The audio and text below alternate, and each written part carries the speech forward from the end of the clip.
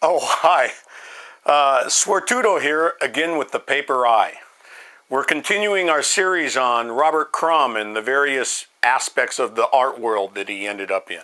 In 2009, Crumb published a book called The Book of Genesis.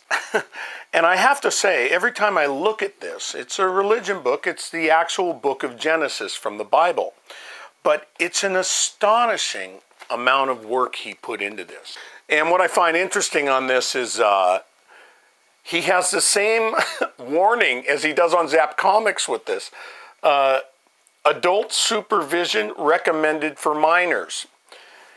And then over here he's got the first book of the Bible graphically depicted, nothing left out. Check out the inside of the book. I'm just opening to any page in the middle.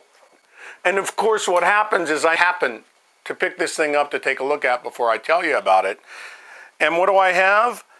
I have his depiction of, and Isaac brought her into the tent of Sarah, his mother, and took Rebekah as wife. They're doing the nasty right there in the Bible. Only Robert Crumb could make it so sweet. Look at this. Talk about a graphic novel. My God.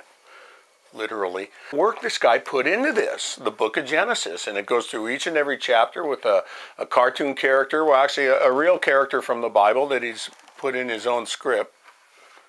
But phenomenal work. It's a nice sized book, as you can see, and it's got a phenomenal jacket on it. All 50 chapters of the book of Genesis with Crumb's take on Adam and Eve. It's brilliant in many respects. So it just goes to show you that these underground artists, you know, they weren't one-dimensional whatsoever. Quite frankly, they were left wing, they were right wing, they were right in the middle wing, whatever wing you want to wing.